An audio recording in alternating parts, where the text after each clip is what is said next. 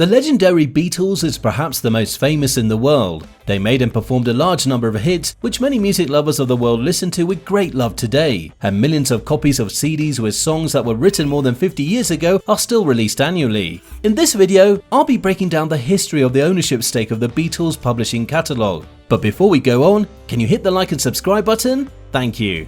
The Beatles group recorded a large number of various hits. There is no group anymore, but its creative heritage is alive and expensive in every way. Despite the strictness of American laws regarding copyright and inheritance rights, redemption of a share of inheritance, with the claim to the hits of the Beatles, everything is very ambiguous. The Beatles band was founded in 1960. The Liverpool Four lasted only 10 years, and in 1970 they broke up, having released 211 hit songs. The legendary English rock band, which consisted of members John Lennon, Paul McCartney, George Harrison, Ringo Starr, is regarded as the most influential band of all time. But is that all about publishing, royalties and ownership of music masters? The answer is no. It's pretty complicated and not that straightforward.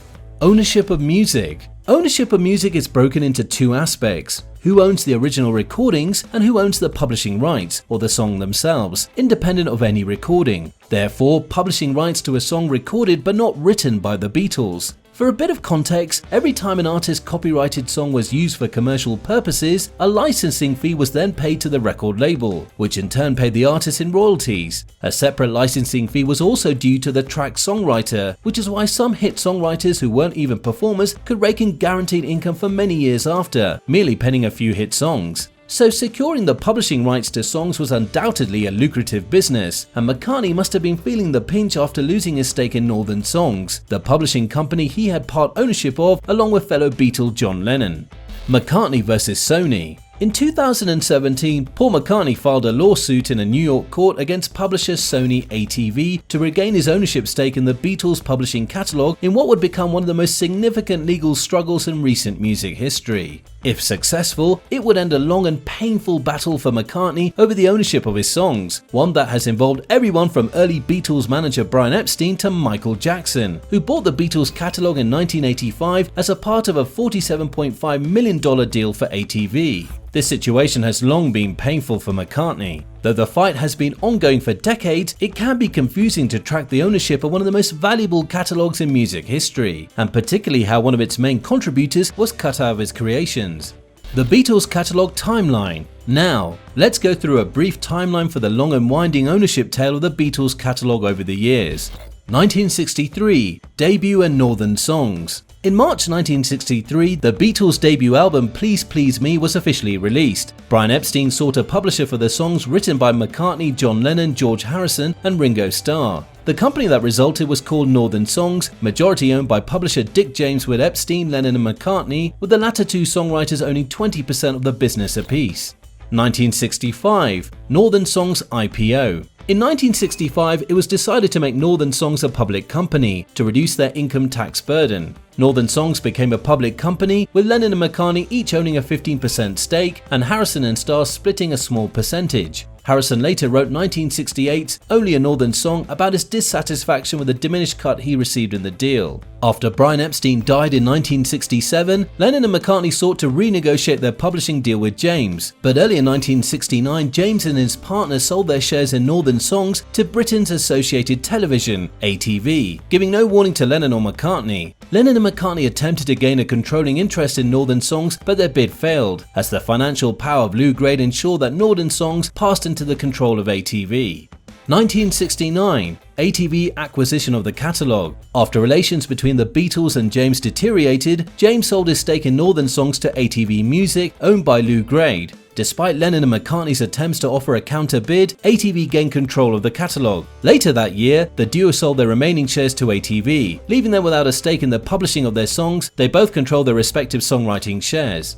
1985 – Michael Jackson acquisition of the catalogue. ATV Music, having been acquired by Robert Holmes at court, was put up for sale. Michael Jackson, who had famously been told about the value of publishing by McCartney during the sessions for their 1982 collaboration Say Say Say. Jackson instructed entertainment lawyer and manager John Branca to purchase the catalog on his behalf, in which he bought ATV's 4,000-song catalog for $47.5 million, becoming the owner of the approximately 250 Lennon-McCartney songs, as well as tracks by Bruce Springsteen, the Rolling Stones, Elvis Presley and more. McCartney, to say the least, was not pleased and the friendship fractured. 1995 – Partnership deal between ATV and Sony. A decade after Jackson's acquisition, amid reported financial issues, Jackson sold half of ATV to Sony for approximately $100 million. Together, the two formed Sony ATV Music Publishing, creating the music publishing company that today owns rights of not only Beatles songs, but others from artists such as Bob Dylan, Marvin Gaye, Lady Gaga, Taylor Swift, Hank Williams and Roy Orbison, with Jackson and Sony each owning 50% of the company.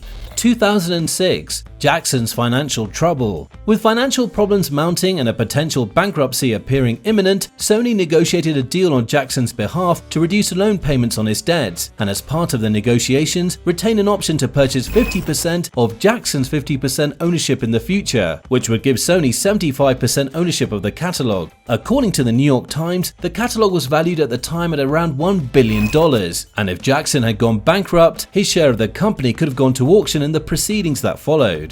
2009 – Jackson's death. Following Jackson's sudden death at the age of 50, his share of the catalog came under the control of his estate, run by Jackson's attorney John Branca and industry veteran John McClane.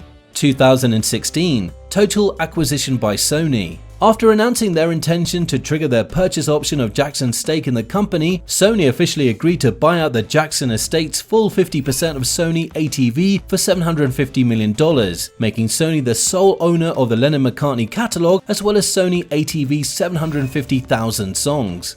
2017 – Paul McCartney regains control. The US Copyright Act of 1967 was passed as a means to let songwriters regain the rights to their songs. The law states that for songs published before 1978, rights can be reverted to the original author after 56 years, or for songs published in or after 1978, the song's rights can be recaptured after 35 years. In 2015, McCartney began the process of reclaiming the rights to some of his music under the Act, filing to reclaim the rights to 32 songs, as several titles from the highly coveted Lennon-McCartney catalogue are on the eve of hitting the 56-year mark, with the first Beatles single, Love Me Do, coming up on its 56th anniversary after being released in 1962. While this process was underway, a British court ruled that the US Copyright Act did not apply in Great Britain, making it significantly harder for McCartney to legally secure the rights to his music globally. Paul McCartney secured the rights to his music in a private settlement, which was a big win for the former Beatle, who had been on his journey to secure the rights to his music for nearly 50 years. While few details about the settlement have been disclosed, McCartney's lawyer Michael Jacobs announced that Sony and McCartney have resolved this matter by entering into a confidential settlement agreement at the end of last week, and that McCartney's lawsuit over the catalogue had been dismissed. It's possible that both parties, particularly McCartney, were looking at the Duran Duran case, which the band said flies in the face of a US federal statute which prevents a contract being used to avoid returning rights to the creators. It's assumed that both parties weighed the Duran Duran outcome in the balance to come up with a fair payout to McCartney.